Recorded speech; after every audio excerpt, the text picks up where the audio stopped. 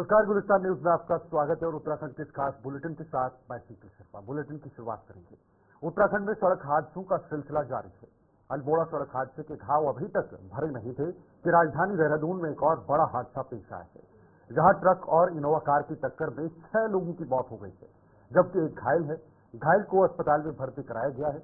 मौके पर पहुंची पुलिस ने शव को क्षतिग्रस्त गाड़ी से निकालकर अस्पताल पहुंचाया है। बताया जा रहा है कि कार में सवार सभी छात्र थे। टक्कर इतनी भीषण थी कि कार के परखच्चे उड़ गए। चालक ट्रक छोड़कर मौके से भाग गया। दून हॉस्पिटल में कुल 5 शव पहुंचे। इनमें से 2 महिलाएं और 3 पुरुष थे।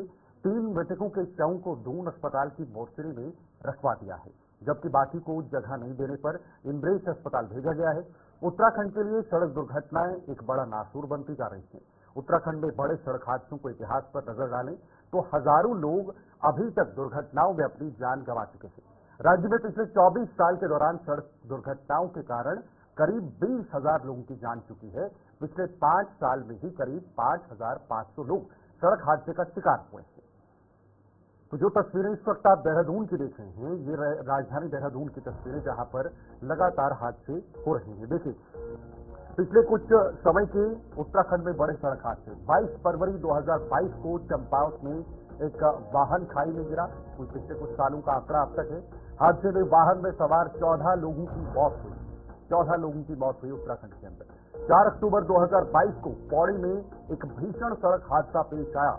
उत्तराखंड के पौड़ी में हादसे में 33 बारातियों की दर्दनाक मौत हो गई। 33, ये बहुत बड़ा आंकड़ा है।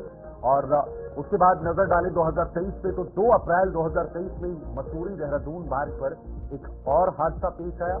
हादसे में 2 लोगों की मौत हुई, 38 लोग इसमें घायल हुए थे। और उसके बाद 8 अक्टूबर 2023 कालाढूंगी में खाई में बस गिरी और इसमें भी बहुत सारा नुकसान हुआ। बस में सवार 7 यात्रियों की दर्दनाक मौत हो गई और कुछ लोग इसमें घायल थे। 12 जून 2024, जहां पर गंगनानी में बस हादसे का शिकार हो गई। गंगनानी इलाके में, ये 2024 की बात, जहां पर हादसे में 3 महिलाओं की मौत हुई और 26 लोग इसमें घायल हुए। 15 जून 2024 को रुद्रप्रयाग में टेम्पो ट्रैवलर नदी में गिरा। इसमें भी नुकसान हुआ। इसमें देखिए 16 लोगों की दर्दनाक मौत हो गई। 16 लोगों की दर्दनाक मौत। लगातार उत्तराखंड में ये हादसे हो रहे हैं। 20 अगस्त 2024 को गंगनानी में बस खाई में गिरी और इसमें भी कई लोगों ने जान गंवाई। 7 लोगों की इसमें मौत हुई और 27 लोग इसमें घायल हुए। 4 नवंबर 2024 को अल्मोड़ा में बस हादसे का शिकार हो गई और ये कुछ ही दिन पहले हादसे में 36 लोगों की मौत हुई, 20 से ज्यादा घायल हुए थे। और ये हादसा हमने आपको जब दिखाया था तो वाकई में बहुत ही भीषण हादसा था। 36 लोगों ने इसमें जान गंवाई थी और अभी तक इस हादसे को हम भूल नहीं पाए। अभी तक ये हादसा हमसे दूर नहीं हो पाया था। उत्तराखंड राज्य स्थापना दिवस को भी हादसे के बाद सामान्य तरीके से मनाने का फैसला लिया गया था, लेकिन एक और बड़ा हादसा हुआ जिससे 6 लोगों की जान गई। धनराज गर्ग हमारे साथ, हमारे सहयोगी, इस पर ज्यादा जानकारी के लिए देहरादून से जुड़े हैं। धनराज, उत्तराखंड में जो डेटा हमने पिछले कुछ सालों से दिखाया है, वाकई में एक चिंताजनक विषय बन गया है उत्तराखंड के लिए। लगातार हादसे हो रहे हैं। अभी हमने अल्मोड़ा का हादसा भूला नहीं था, वो घाव हमारे भरे नहीं थे कि देहरादून में एक और बड़ा हादसा पेश आया। लगातार हादसे होते हुए नजर आ रहे हैं। कहीं ना कहीं जो हादसे हैं इस कदर हो रहे हैं कि जो कहीं ना कहीं दिल जलाने वाले हादसे हैं।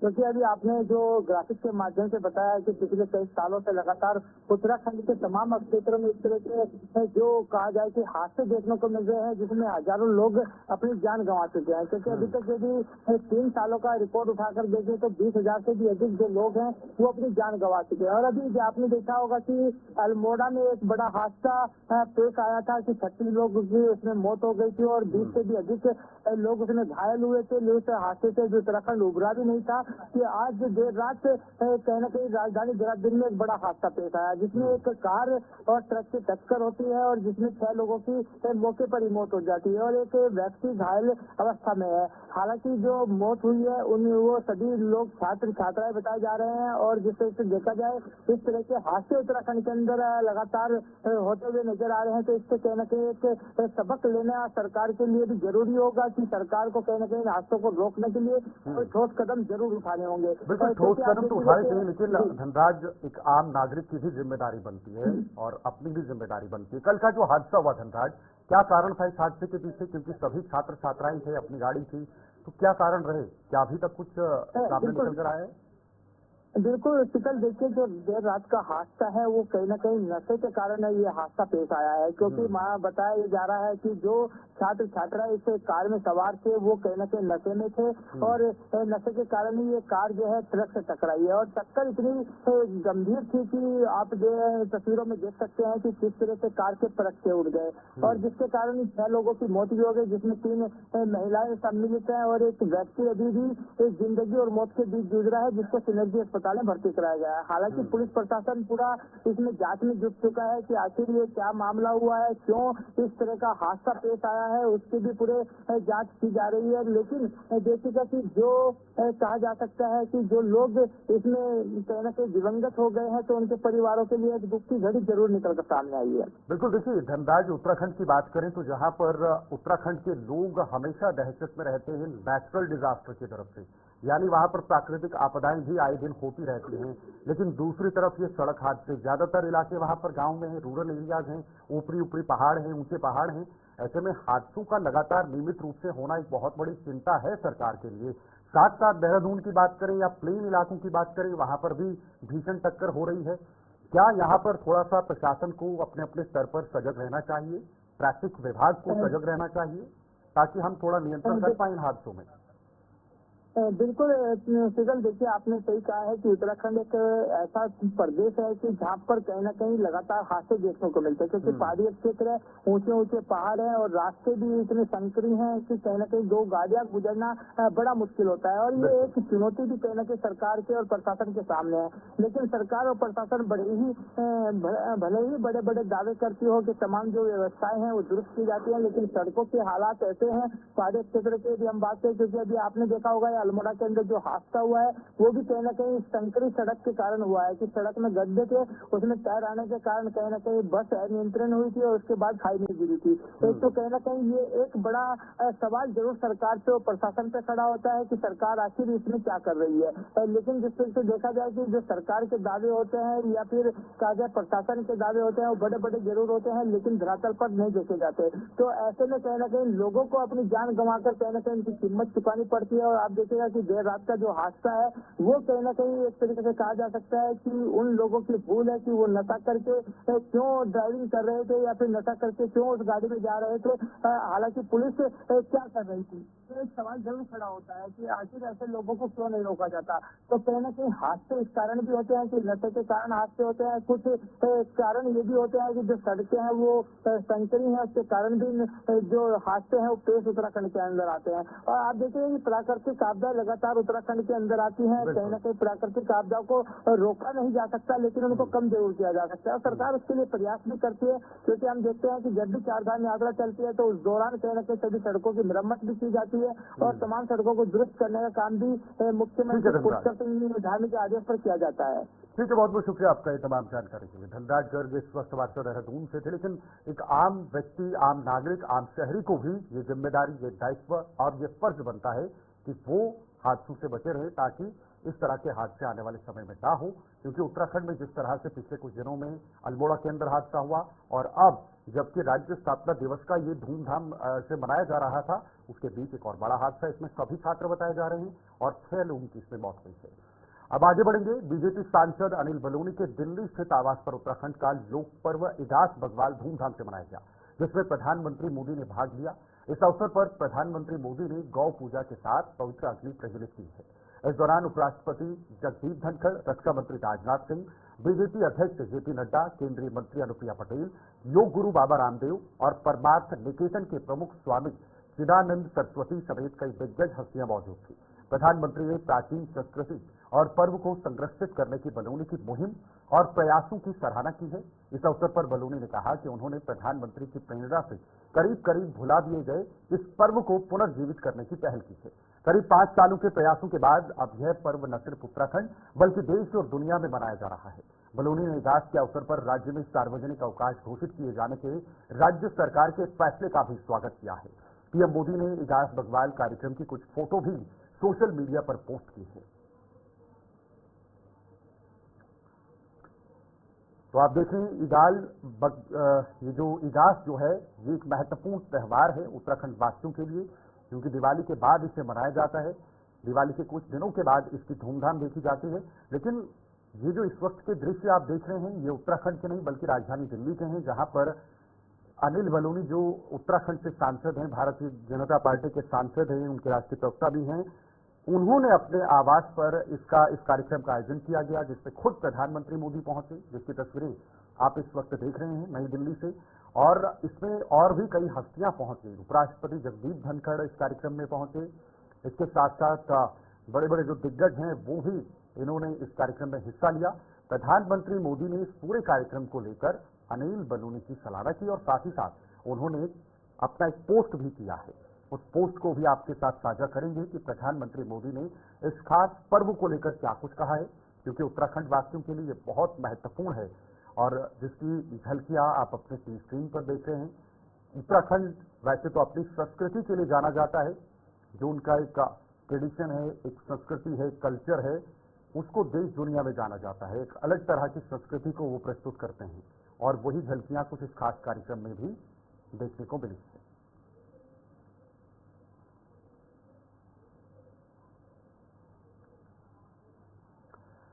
तो ये देखिए पोस्ट जरा आपको बताएंगे प्रधानमंत्री मोदी ने इसको लेकर क्या कुछ कहा है। उत्तराखंड के मेरे परिवारजनों सहित सभी देशवासियों को इगास पर्व की बहुत बहुत बधाई। दिल्ली में आज मुझे भी उत्तराखंड से लोकसभा सांसद अनिल बलूनी जी के यहाँ इस त्यौहार में शामिल होने का सौभाग्य मिला है। ये प्रधानमंत्री मोदी का एक्स पर पोस्ट है इस त्यौहार को लेकर और ये आपसे हम साझा कर रहे हैं। तो उत्तराखंड के मेरे परिवारजनों सहित सभी देशवासियों को इगास पर्व की बहुत बहुत शुभकामनाएं। उत्तराखंड के मेरे भाई बहनों ने इगास की परंपरा को जिस प्रकार जीवंत किया है वो बहुत उत्साहित है और उत्साहित करने वाला है। देश भर में इस पावन पर्व को जिस बड़े पैमाने पर मनाया जा रहा है वो इसका प्रत्यक्ष प्रमाण है। ये पीएम मोदी का एक्स पर पोस्ट है। इसके साथ साथ मुझे विश्वास है कि देवभूमि की यह विरासत और आगे बढ़े और प्रगति करे और साथ साथ फलेगी और फूलेगी। तो ये पीएम मोदी ने उत्तराखंड वासियों के लिए और इस खास त्यौहार को लेकर ये अपना पोस्ट साझा किया है। चलिए फिलहाल वक्त एक छोटे से ब्रेक का है, आप बने रहिए गुलिस्तान न्यूज के साथ।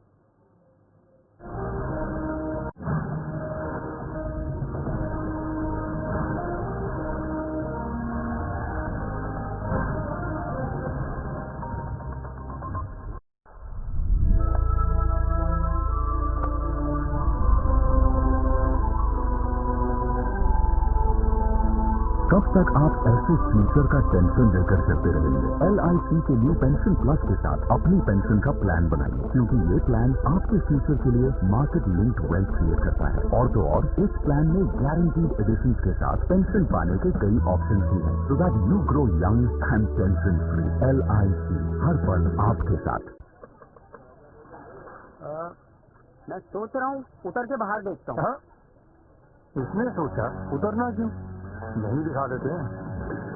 First and clock reverse parking camera के साथ जो है सबकी सोच से आगे, नई महिंद्रा वीरो सोच से आगे।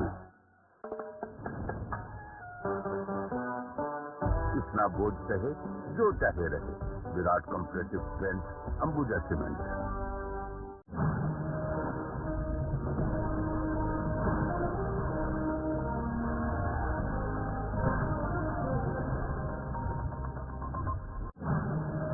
एक बार फिर से आप सभी का बहुत बहुत स्वागत है। बुलेटिन में आगे बढ़ेंगे। उत्तराखंड राज्य स्थापना रजत जयंती वर्ष के अवसर पर माननीय मुख्यमंत्री उत्तराखंड सरकार पुष्कर सिंह धामी द्वारा हरिद्वार पहुंचकर सबसे पहले पन्नालाल भल्ला क्रिकेट स्टेडियम में आयोजित कार्यक्रम में प्रतिभाग करते हुए 1378 लाख की 3 योजनाओं का लोकार्पण किया है। मुख्यमंत्री पुष्कर सिंह धामी ने कहा कि प्रधानमंत्री मोदी के मार्गदर्शन में चल रही हमारी सरकार ने युवाओं की निराशा को खत्म कर उन्हें नई आशा प्रदान की है। हरिद्वार में इतना शानदार क्रिकेट स्टेडियम युवाओं के लिए बनकर तैयार हुआ है। हम युवाओं के विकास के लिए उनकी प्रतिभा निखारने के लिए पूर्ण रूप से प्रतिबद्ध है। क्रिकेट स्टेडियम के शुभारंभ के बाद हरिद्वार और अधिक चमकने वाला है। वहीं मुख्यमंत्री पुष्कर सिंह धामी ने पुनः निर्मित चौकी हर की पौड़ी का लोकार्पण किया। चौकी के लोकार्पण के बाद हरकी पैड़ी स्थित आसमान में ड्रोन शो का भव्य आयोजन किया गया, जिसके बाद हरकी पैड़ी के विभिन्न घाटों पर दीप प्रज्वलित करते हुए भजन संध्या का आयोजन किया गया। प्रवेश कर गया है।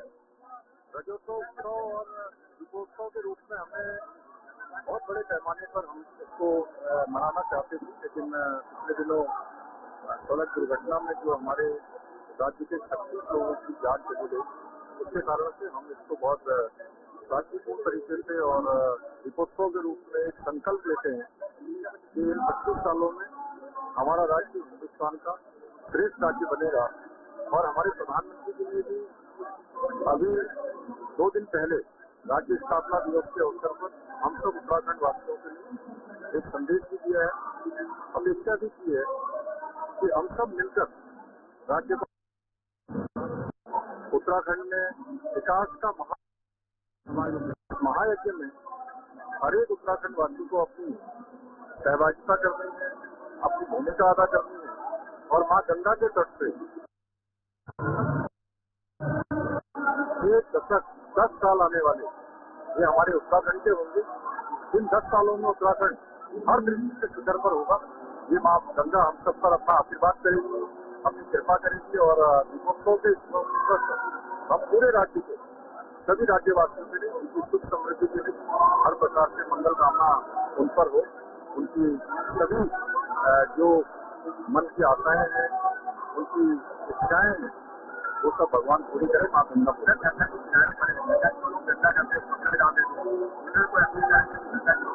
निश्चित रूप से ये राज्यवासियों का भी और राज्य से जो बाहर से आने वाले हमारे तीर्थ यात्री हैं, इस साल की जो कांवड़ यात्रा में भी लगभग 4 करोड़ से ज्यादा लोग यहाँ पहुंचे हैं। 40 लाख से ज्यादा लोग चारों धामों के दर्शन के लिए आए हैं। क्योंकि यात्रा के हमारे सबसे नियम है, मैं सभी से अनुरोध करता हूँ कि हमारे प्रधानमंत्री जी ने 2014 में स्वच्छ भारत का अभियान शुरू किया था। आज जो पूरे देश के अंदर प्रभावी हो रहा है, जो लोग हरिद्वार आते हैं, मां गंगा के दर्शन के लिए आते हैं, पूजन के लिए आते हैं या हमारे राज्य के अंदर आते हैं, सभी लोग स्वच्छता का जरूर ध्यान करेंगे। ये मेरा सबसे आग्रह भी है, सभी से अपेक्षा भी है, अनुरोध भी है कि स्वच्छता के और यात्रा के जो नियम है, उन नियमों का अवश्य सभी पालन करें। पहला हुआ आज एक शुरुआत हुई है और हमारे राज्य के अंदर बहुत सारी नई शुरुआत हुई है। आज ड्रोन शो भी एक नई शुरुआत है और ये दीपोत्सव का कार्यक्रम भी आज हमने पहली बार शुरू किया है। निश्चित रूप से आगे चलकर इसकी संख्या भी बढ़ेगी, इसका महत्व भी बढ़ेगा और लोगों के आने वालों की संख्या भी बढ़ेगी। हम सबका स्वागत का कंबाइंड एफर्ट था।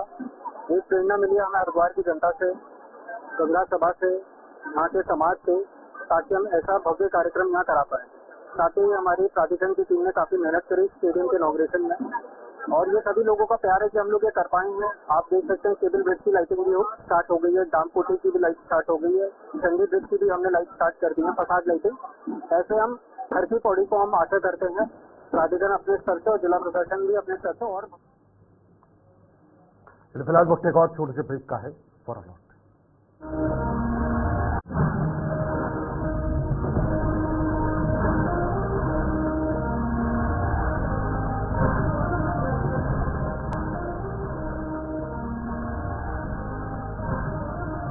ब्रेक के बाद एक बार फिर से आप सभी का बहुत बहुत स्वागत है। बुलेटिन में आगे बढ़ेंगे। इधर केदारनाथ विधानसभा उपचुनाव को लेकर नई सियासत शुरू हो गई है। 20 सितंबर को उपचुनाव के लिए मतदान होना है। ऐसे में राजनीतिक दलों ने चुनाव के प्रचार प्रसार को तेज करने के साथ साथ रूठे हुए को बनाने का भी सिलसिला शुरू हो गया है, क्योंकि उपचुनाव में यही नाराज नेता पूरा चुनावी समीकरण बिगाड़ सकता है। कांग्रेस भी ऐसे बीजेपी के नाराज नेताओं पर डेरी डाल रही है और उन्हें अपने पक्ष में करने की कोशिश कर रही है, ताकि वह कांग्रेस के साथ मिलकर चुनाव लड़ सके। जबकि बीजेपी ने अपना पुराना हथियार निकालकर डिनर पॉलिटिक्स के माध्यम से ऐसे नेताओं को साधना शुरू कर दिया है। हम बात कर रहे हैं बीजेपी से नाराज चल रही दिवंगत विधायक शैला रानी की बेटी ऐश्वर्या रावत की, जिनके घर पर इन दिनों चुनाव में आ रहा हर नेता हाजिरी देने में जुट गया है। कांग्रेस के पूर्व मुख्यमंत्री हरीश रावत भी दिवंगत विधायक को श्रद्धांजलि देने के घर पहुंचे और इस दौरान बेटी ऐश्वर्या रावत से लंबे समय तक बातचीत की। इसके बाद दूसरे दिन बीजेपी के प्रत्याशी और विधायक आशा नौटियाल और रुद्रप्रयाग के विधायक भरत चौधरी भी ऐश्वर्या रावत से मिलने पहुंचे और डिनर के बहाने चुनावी राग गाने लगे। जबकि दूसरी तरफ कांग्रेस को उम्मीद है कि बीजेपी में जिस तरीके से अंतर कलह चल रही है वह बीजेपी के लिए नुकसानदायक होगी और कांग्रेस को चुनाव जीतने में मदद हासिल होगी। कांग्रेस को भरोसा है कि कांग्रेस जिन मुद्दों के साथ चल रही है ऐसे में बीजेपी के नाराज नेता भी कांग्रेस का साथ देंगे। भारतीय जनता पार्टी के कार्यकर्ता है और वो का कार्यक्रम आता ही उनके अचानक हमारे भरत चौधरी जी वहाँ गए। अब हरीश रावत जी को शैला जी की मृत्यु के बाद इतने दिन बाद संवेदना याद आ रही है चुनाव के समय, तो मैं कुछ ना कुछ कहने की स्थिति में नहीं हूँ, लेकिन ठीक है, संवेदना देने का भी समय होता है, लेकिन चुनाव के समय अगर वो उनके घर पर जाकर संवेदना को उन्होंने व्यक्त किया वो भी स्वागत योग्य है। एक तरफा मुकाबला है, कोई चुनौती नहीं है। भारतीय जनता पार्टी की छटपटाहट आप देखिए तो सही, किस तरह से आईटी सेल उनका दुष्प्रचार कर रहा है। माननीय पूर्व मुख्यमंत्री हरीश रावत जी के बयानों को तोड़ मरोड़ कर लगाया जा रहा है। उधर दूसरी तरफ पुराने सारे गड़े मुर्दे उन्होंने उखाड़ दिए तुष्टीकरण करने के लिए।